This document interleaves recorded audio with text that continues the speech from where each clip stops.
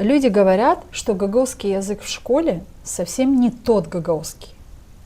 А что они хотят? Какой они хотят? Базарный язык? Ну, я помогу вам шире, может быть, посмотреть на это. Я поняла ваш вопрос. Родители, когда садятся со своими детьми делать уроки на гагаузском языке, они говорят, что это не гагаузский язык. Тот гагаузский, который я знаю, это совершенно не тот, что написан в учебнике.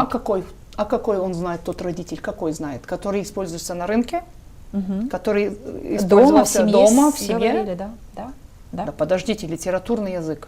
Он на то и литературный язык. Ребенок должен учить в школе литературный язык. А говорить с родителями на разговорном языке, на бытовом языке, даже на диалекте, если он с Итули, с Чешмикёя или с Авдармы, он должен говорить на том диалекте, на котором говорят его родители.